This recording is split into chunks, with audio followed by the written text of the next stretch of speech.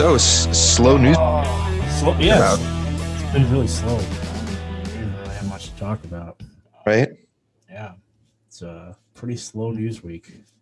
I mean, everyone was right. 2021 started, and it's like everything went away. It's a brand new year. It's kind of amazing. Everyone was like, goodbye, 2020, kick you to the curb. And then We're off to a good start. midnight, January 1, 2021. And honestly, it's a miracle. I'm stoked. Things just look really bright. I'm really excited. Really happy about everything. COVID, what are we doing? Everyone is able to get the vaccine. There's no mess ups there. Everyone's wearing their masks. Everyone's COVID, wearing their mask. Yeah, everyone's wearing their masks, and the vaccines are being administered that's at a right. fast enough rate where we're going to get herd immunity before the end of the year. That's right. It's not 4,000 deaths a day, and there is a peaceful transition of power that is underway. Trump invited Biden to a steakhouse. Where everyone had quarantined, and they were able to social distance, and then they took a selfie together. And then Biden tweeted out that Trump and him had come to an understanding, and that everything is going to go a-okay. Don't worry, everyone. And then and then Trump told Biden to go get his shine box as he exited the dinner. He said, "Go get your shine box." So, yeah, and then we stepped through the portal into Earth 754, and and it closed behind us, and now we're stuck in a new reality. What? Oh man. Yeah. So I don't know where do you want to start? You want to talk about this? Yeah. Well, look, I think we, everyone. I mean, look, I think everyone's opinion on it matters. I've spent a lot of time, and I'm happy that we're doing this. What do you mean, everyone? Well, like people. I mean, I feel like people should talk about it. I don't think that there's a monopoly on discussing it. I think that opinions are warranted. I mean, it's on the back. I think quote unquote everyone's opinion is what got us into this mess. Oh, okay. I'm not. Just to clarify, I feel like you got to start off. Actually, you're right. We have to start off properly. To clarify, we are condemning the actions of insurrectionists, everyone who stormed the Capitol, and everyone who primed them to think that they should do that. Yes, thank you. Everyone who primed them to think that was the correct course of action.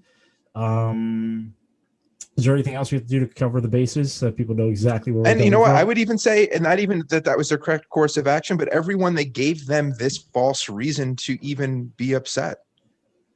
Okay. I mean, there's no evidence of any of this stolen election nonsense. Right.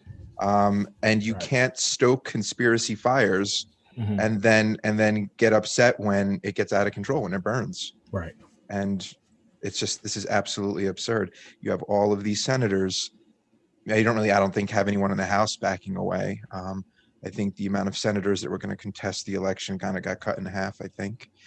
But you have them all of a sudden saying, what, sedition is too much? What did you think was going to happen when you tell people that their election was stolen?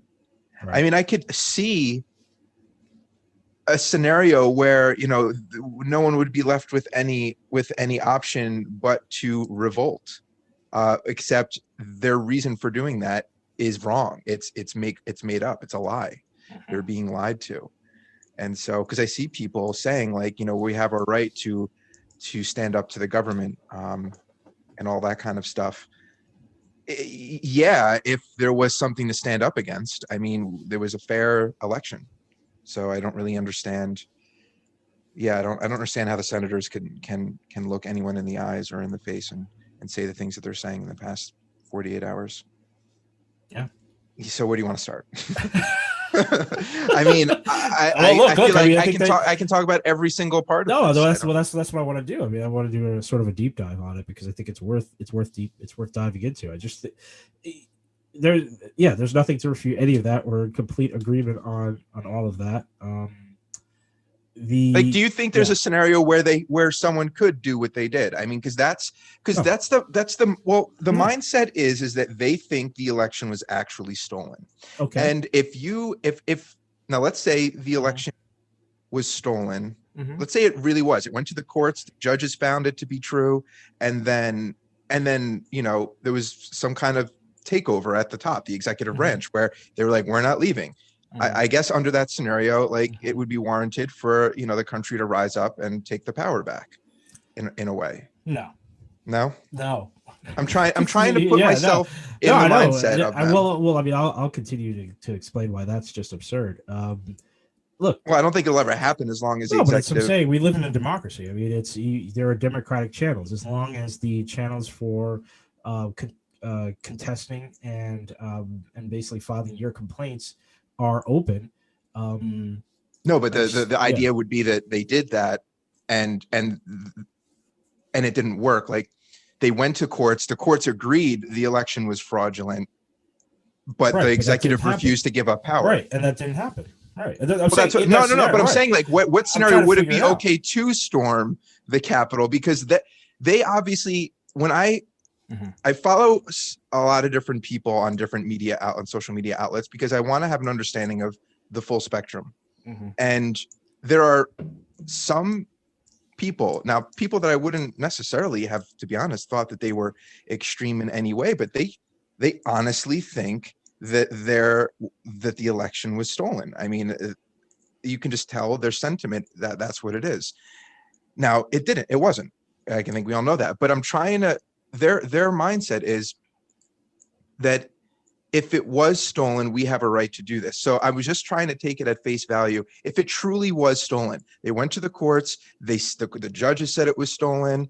Let's say, even the Senate and House or whatever, let's say the executive or whoever it was, like whoever the power players are, they went against democracy and there was nothing to stop them. Let's see. All right, let's put that in a scenario where let's say the Congress were the Congress were in agreement that, so in this scenario, the Congress are in agreement that the election has been stolen. The Senate is in agreement that the election has been stolen. The judiciary is in agreement that the election has been stolen.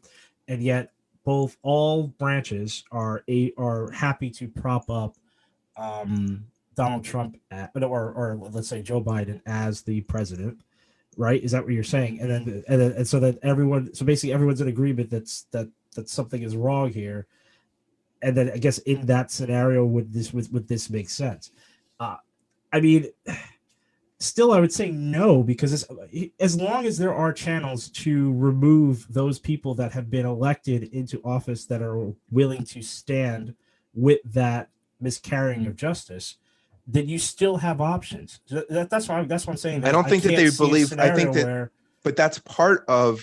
You always have options in a democracy. I guess the scenario is that the democracy has fallen, that they don't trust institutions. Right. Well, they no longer trust the electoral system. They don't trust the judicial that's the irony, system. Right? That's the irony. All the judges are deep state. The senators, they're calling Lindsey Graham a traitor. Like, everyone who went against Trump to Trump's base is now a traitor. They're fraudulent, whatever it is. And that's kind of the scenario. My thing was, if it was all true. Right. And if it's all true, I mean, that's the irony of the whole thing, is that what they were attempting to do was end the democracy, right? I mean, they're attempting to install a president for life, because at that point, what is the alternative if you no longer? I don't know if that's what they were trying to do, though. I don't know. You don't think so? In their eyes, I think they were trying to restore democracy. Again, I'm trying to put myself in their mindset. I don't believe in anything that they stood up for. I don't know how many times we have to say that as we do this mental exercise. But I'm trying to get an understanding of like what these people were thinking, because I don't know if they want to set up a dictatorship. They have a hard time losing, and they want Trump to win, and it seems like they'll believe anything to get what they want, for whatever reasons. I think there's probably a multitude of motivations behind that, depending on the different subsets of his supporters. So you're thinking that, let's say everything is fraudulent and Trump reinstated to govern for another 4 years, at the end of those 4 years, all these people would simply stand down because I would say the moderate, the more of this group, the moderates would. I'm sure that there are the extremists who want to make him king for life because they think he's an amazing person. I don't know. I'm not well versed in the conspiracy theory circles. I don't know what these people want or think or advocate. I don't read their stuff online. Like I don't know what their messaging is. But I'm trying to speak more to ones that I can wrap my head around, which are people who honestly believe that the election was stolen because of the false narrative that right-wing media and Republican senators and congressmen have been putting out there because of their lies.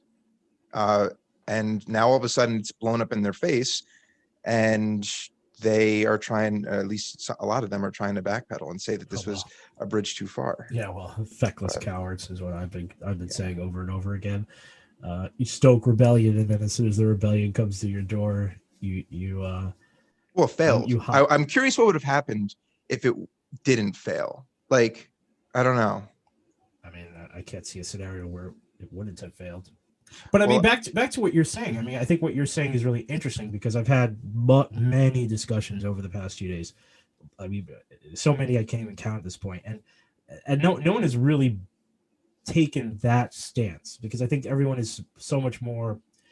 I mean, again, there's definitely a feeling of shock, and I think everyone is very much getting caught up in the rhetoric of, well, everyone who's doing this, they're white nationalists and they're trying to reinstate some sort of like Jim Crow America, and I think there are valid reasons to believe there are people in this group who are definitely might be trying to do that. I mean, there's evidence. Yeah, I don't doubt that. Right. Yeah. But then there are others who are which is the camp I found myself in, where I'm like, well, the increasing disparity between wealthy and poor in this country is basically swelling the numbers of people who feel their government doesn't speak for them and are more willing, therefore more susceptible to believing in the ideas of a deep state and a government that is actively subverting their best interests. So I mean, I ride the coattails of those that are willing to take action that believe in that, because I think the majority of his supporters. I mean, let's just look at the numbers. There weren't 74 million people at the Capitol. A lot of them are just cheering them on from their couches, or at least turning a blind eye, saying, "Hey, we might make out at the end of this," or because the majority of his supporters don't feel the pain that aren't going to feel repercussions of what just happened, other than scorn, social scorn from people that know them. Like nothing's going to happen. All right. You know what I mean? Look, as we're recording right now, the Senate has the Congress is moving for articles of impeachment, and I can't take credit for this, but it's one of our more loyal listeners who spends quite a bit of time in the annals of Twitter that pointed out to me that if he were impeached, it would essentially nullify any bid for a 2024 re-election, which it's kind of like that. That would be kind of poetic justice. I just think there's a lot of people out there that are like, why? What is the point of it, trying to impeach him with 2 or a week left in the presidency? And that is that's actually quite interesting, because if you're not going to get that comeuppance of any kind of legal action towards his part in this, that would kind of be a not unceremonious, but it would just be a serendipitous sort of end without having to directly attack him and martyr him with like a trial or try to put him in jail or what have you. You essentially just silence his bid for retaking the presidency. So I mean that is interesting. I mean I do have to point that out. Yeah, between that and his social media ban, it would be neutering him politically in a sense. That's exactly it. Yeah, it's better phrasing. Yeah. Yeah. So yeah, it was funny. My wife had asked me about that earlier because I think she read something, and I was like, I don't know, but I guess that makes it a lot more of an attractive option, and maybe that's why they're seriously pursuing it now with only 12 days left in his presidency. Yeah, exactly. Yeah. So we don't have to do the mental exercise of trying to get in the minds of the insurrectionists or the people that support them or are turning a blind eye. Like you, I've had more than a fair share of conversations and thought exercises around this, and it's just exhausting at this point. So I was trying to take a new, fresh approach for us to just see like, all right, these people obviously feel wronged. Is there a scenario where their actions would be warranted? And then just like compare and contrast between that hypothetical versus the reality we see us in. But I don't want to run the risk of it coming off as if we're somehow softening or not giving this event its correct time in the sun or whatever. Treating it with the appropriate weightiness of like this is a huge deal. Like these people attempted a coup on our government. It's not comparable to, in so many ways, it's not comparable to the protests over the summer, neither in the reasons why there were protests, how it ended, and how it was treated by law enforcement. And so I'm sick of hearing those comparisons. I don't know about you, and I don't know if you want to go into that at all. Really? No, then we don't have to. I think everyone kind of knows, especially I would say the people listening to this pod would probably be preaching to the choir. Yeah. I just don't, I don't know how to fight that notion. I feel like there's just too much empirical evidence at this point to juxtaposition the way that the Black Lives Matter protesters were treated in the streets versus what occurred on Wednesday. I mean, it's just, I just want to know, there's just too many angles of just like of this phrase. I'm sure everyone's probably tired of the phrase "kid gloves," but it's just there's just so much of this of these kid gloves used on these protesters, or they're not protesters. Strike that. Of these seditionists actively trying to overthrow. The course of law versus people who are exercising their freedom to protest in the streets. So it's different. Yeah, and the reasons why, right? Civil rights, standing up for all that versus this fake bogus, bogus claim. But I think that, and again, I think everyone knows that's probably listening, but it could be easy if you're not so tuned into what's happening to get caught up in what the GOP will be saying. Some of them are saying it now, and I'm sure more of them will later as time goes on and we become distanced from this event. In that, why didn't you speak up about the violence then? Why do you care about the Capitol building but not businesses and all this kind of stuff?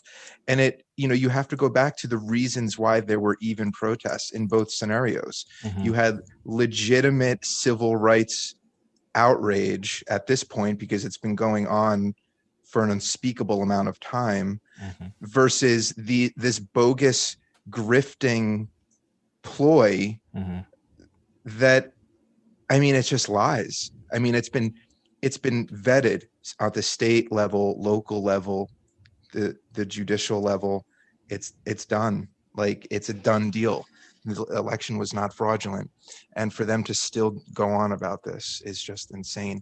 And the only thing that, whether it's pictures or videos or just the way that the protests versus this insurrection were treated, the prepping, we don't have to get into it because there is probably no answer.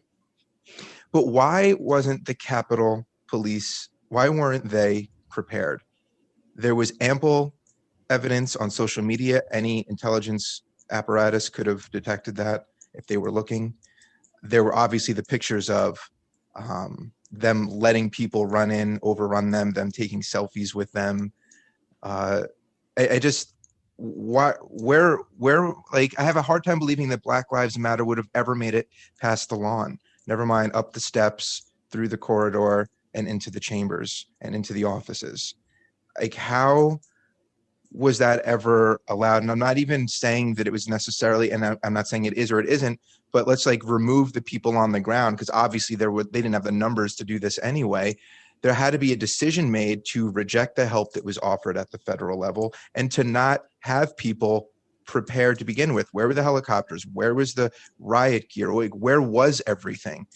And it's not even like this is their first rodeo. They already had a bunch of protests throughout the year. So I don't, yeah, just like, and it's cool that people are resigning and being fired over this, but I really hope that we get some answers as to the motive, the reasoning, and any kind of communications, especially from the executive to the police, the Capitol Hill police, as to why this was done. And I hate to dive into conspiracy theories, but it's just so absurd. No, it really is, though. Right. I'm not going to. Yeah. And that's why I just want answers, but it's just absurd as to why they weren't prepared. If it's negligence, I mean, that's criminal to be at this level and to not protect the Capitol in that way. When you've gone out of your way to protect. I mean, didn't they use during Black Lives Matter the excuse for deploying federal agents because they were in certain proximity to a federal building? It wasn't even like storming the federal buildings, but like the federal building was in the proximity of the protests, so they were allowed to deploy National Guard or something like that. I don't know the reasoning, but it happened. I think that was overwhelming force and multiple times in multiple cities that were not the capital of the United States during a voting count to solidify the legitimacy of the incoming president. So at very, not nowhere near as high profile an event, greater force was authorized. So yeah, you could just let the listeners decide for themselves. But again, it's just I hope there are answers. I hope there's an inquiry. I hope there's an investigation that will draw some conclusions or at least come to something that is conclusive so people know exactly what happened here. But my main concern with the whole thing was just it was the why. Like, why is this occurring? And I mean, initially, I was still sort I feel like we default a lot to the lack of education, lack of resources, lack of just lack of social mores. But it's interesting as it's coming out that there's quite a few like pretty not well-to-do people, but people of means that were part of the storming. I mean, I think there's it was like a CEO of a company was one of the guys who went in. There was like a real estate agent. There were better than anyone that your a measure of success or in terms of a quality citizen shouldn't be their wealth. I mean, that is you can't say that education isn't a factor because someone has money. You can't even say education isn't a factor because someone has multiple degrees. Mm-hmm. I mean, I've said this recently on Twitter, like, why don't we, and I'm sure you agree, or maybe you don't, but we always compare it to, well, if education is a national security factor, why don't we treat it similar to the military, not in its rigidness, but I'm saying in the amount of research that we spend. What is the best way to teach people? What is the best way? What are the different ways that people learn? Like, where's the research? Why don't we research schooling in the way that we research weapons? Why don't we fund the military or fund schools in the way that we fund the military, right? So I agree with that. I'm the one who says cut the you are budget. Yeah, absolutely, and you're absolutely right about that. So I don't, I would even argue that people that reach a certain academic level now still aren't necessarily receiving the type of quality education that we could and should provide because we don't fund improvements in that way. We don't fund ways to analyze individuals and learning methodology, teaching methodology, and figure out what's best. Right. We just don't do it. That should be perpetual. That should be ongoing, constantly learning in the way that we constantly evolve our military. I really do. I don't, and I got into kind of a back and forth with someone on Twitter. I don't think that education is a silver bullet for anything, but I do think it's a factor in almost everything because it's a baseline. It gives everyone a baseline, and it is all encompassing, meaning it's not just, you get a good education, so now you're smart and you can critically think. No, it's the candidates that you're attracted to, the candidates that you vote for. It's the decisions that you make throughout your life. It is everything from government to laws to your work to our culture. it's everything. It will impact everything because it is your baseline as an individual. It preps you for intellectual conversations. It preps you for success professionally. It opens up opportunity. It helps with equality because you just see past the legacy perceptions, the ways in which people might try and manipulate you. I feel like, at scale throughout the country and over time, it will improve our society in every facet. Yeah, well said. Well said. I mean, I think I get the reason the word education sort of irks me is because it feels very ubiquitous. Like it's so all encompassing, and it can be interpreted in so many different ways. Really, what we're talking about here is critical thinking skills. And it's about how do you develop that? How do you impine that to the general populace? Like how do you get that kind of analytical observation in the world to people who are currently existing in it today and people who are going to come up into it. And I think again, that's all part of the research because we don't have the answers here, but clearly there is a lack of it when you can follow a snake oil salesman like Donald Trump down the seditious rabbit hole to overthrow a government just so this guy can get another 4 years of making, a profit or whatever the hell he wants out of the presidency.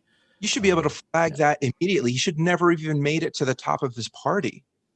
It should, if everyone just was elevated academically in the right way, again, not by today's standards, but after research and improvements were made, and that should never, arguably he would never exist like he would as a human being, but the way that he is might not exist. Our society may be fundamentally different. Mm-hmm. Can you imagine, you look for houses and you see schools rated 7s or whatever it is, 9s, 10s, and then 2s and 3s. Imagine if everyone was a 7, if everyone was a 9. Just imagine that everyone was given that kind of equal baseline. I don't know. Why wouldn't we do that? What is the argument against quality, equal schooling for our children, K through 12? I mean, we don't even have to go into college. Let's just do K through 12. K through 12. I mean, money. I mean, you're inviting the cynicism back into the conversation. I mean, I don't want to detract from the moment at hand, but I mean, they're just there. Look, we know we live in a capitalistic society. We know there are competing interests, and we know that people actively vote against their best interest, or at least what they should be self-interested in. What can we say about it? But we do. This goes back. I don't know if it'll ever come. I mean, I don't know if this is a conversation. We have this in one of our pods, or it's like a text. Yeah, where we do it already. Though we already have schools. We already pay for the schools. Why aren't we just making them good? But they're not equal, right? I mean, that's what I mean, though. But we're already doing it. It's not even like we're introducing new socialism. We're not doing it right. Yeah, but it's a public area. I know we're not doing it right. Exactly. Right now, people are quite satisfied to simply say that if I live in an affluent area and the taxes that I'm paying into my community go into that school and elevate that school, be damned the neighborhood 6 miles away or across the tracks. I mean, they have to fend for themselves. They need to, pull together their resources and make their school efficient. We all have a school as a base, but like you said, I mean, the way that it gets funded and the way that it gets treated is highly dependent on the incomes of the people who live near and around that institution, and that should not be. In order to create this egalitarian, higher level, or this higher standard of education, all schools need to be created equal, and we need to, you need to elevate. How you get there, I don't know, but that's. I mean, look, we've had this conversation, but it's like education, critical thinking skills. I mean, these things you need to develop from an early age, and we can invest into some of this, but it's going to take generations, and it's that what do you call that? I always forget. Your generation builder, your multi-generational goals. Yeah, look, you can coin that. All right, the multi-generational goals that are required to do something like this it's more than we can afford for what we need to get accomplished right now, and that's the issue. It's like, I feel like it'll be like NASA, though. Right now. Yeah, I mean, no, well, so we going back into, all right, if we fix education, well, that's great for the next generation, but it does nothing for adults, the people making decisions now. And I don't know the answer to that. I don't know how to fix now. The one thing I will add, because critical thinking obviously is just a skill that everyone needs and continues to hone.